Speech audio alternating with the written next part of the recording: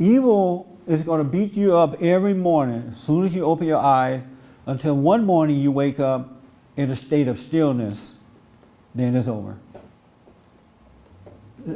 Satan have to go find somebody else. And just every once in a while stop by to visit you to see if he can catch you in a weak moment. You know what I mean? I know a lot of other people. Raise your hand, I'll get to you. You know, I said this morning, I may not take anybody's question and see how many people get mad. Oh, look at Irma doing this already. I forgot you even raised your hand, man. What do you want to say? Actually, my question was, what's the difference between sin and a curse? Or is it the same thing? Or same thing. Huh? Same thing. Same thing. Everyone who sinned is cursed. Okay. Well, so I mean, that's, yeah, when you say you see cursing around you, yeah, it's everywhere. I mean, you know. So I thought maybe you're going to define curse as something different. In Deuteronomy, and I want to get to some blessings and let you know that can happen too. Deuteronomy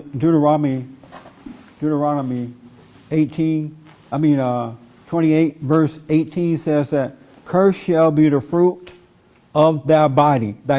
You know what that means? Your children. Your children. Your children. And children today are cursed. They're lazy.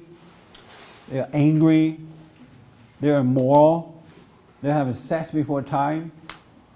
They have no courage to speak up for righteousness' sake. They don't respect their parents. They hate the word. I mean, it's hard to find blessed children today. They're weak. And then in their state, they leave the home and then they have to go out and deal with the real devil in the world, whether it's school or whatever, and the devil in the world overtakes them even more so. And then they turn against you even more so. When your kids are having sex out of wedlock and when they can't provide for themselves as young adults, when they cannot recognize evil and resist it, they're cursed. Your body, the fruits of your body is cursed. They're not blessed. Yes, they may have a little money. Yes, they may be able to go to a fancy school or whatever, but they're still cursed. They have no insight. They're cursed. And then they're a headache the rest of your life.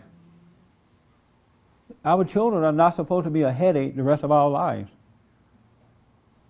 They're supposed to be a blessing to us. But because we're cursed, we are reproducing this in our own image. And then we excuse it. Oh, everybody's going to do it. The world is tough. You okay it.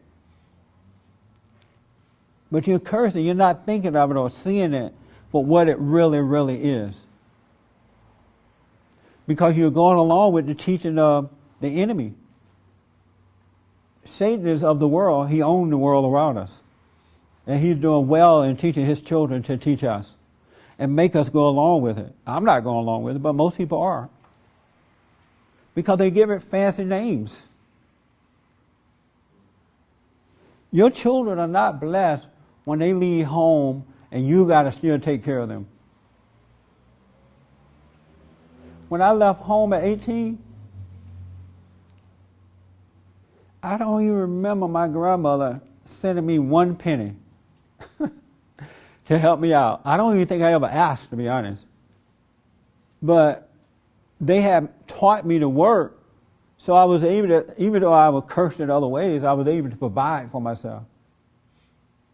You know? It was different. I mean, we used to, when I left home, not only did I provide for myself, but I came back to provide for my parents.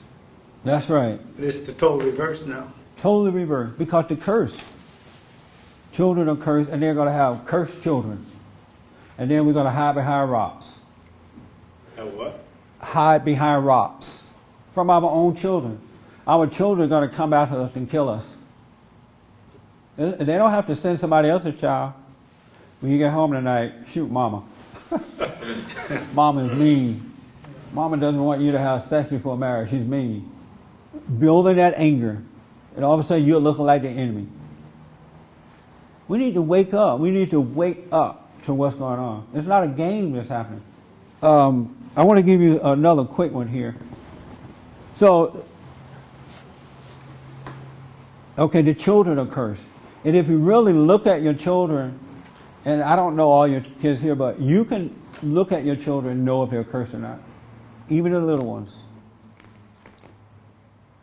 It's a curse to let society weaken the boys, make them play with the girls in these different sports. That's a curse. To take away a man's masculinity is a curse. Because the masculinity represents God. That's what builds the foundation of the family. That's what guides the wife and the children. And to sacrifice your children, your boys, to these little girls because they say we got a, whatever they call it. They have fancy names for it. It's a curse. He's going to grow up emasculated or demasculated? Emasculated. Emasculated. Huh? Emasculated. They're going to grow up like that. Isn't that a curse? Or maybe I'm wrong. Who disagrees that that's a curse? That's a curse. Because you're wiping God out of the picture at an early age. The men represent God. But if God is taken out of your nature, when you are helpless to the enemy around you, you will never be able to represent him as a man growing up. And then they'll give you a welfare check. I was looking at Oprah Winfrey's show yesterday. I thought she was going to have Mike Tyson on there, but she had Chris Rock. Yeah, Mike Tyson on Monday. Monday, huh? Yeah. She had Chris Rock on there, right? And Chris Rock has this movie out. I haven't seen it yet, but I think I will, about nappy-headed black women. I was like, Chris is my friend. But when he came out on stage, Oprah went like this. Oh, hi, baby. Welcome, baby. I'm like, that's the worst thing you could possibly call a man, a baby. And Chris, I could see this little childlike, weak personality when she called him baby. Here she is, big mama calling him baby. He's a grown man.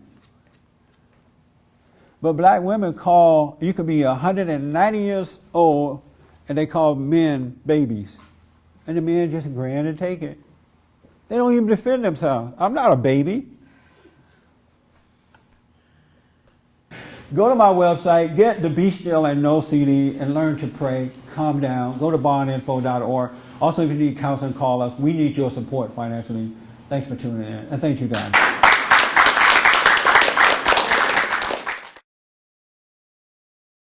For more information or to purchase a copy of this show, visit us on the web at www.bondinfo.org or call 1-800-411-BOND.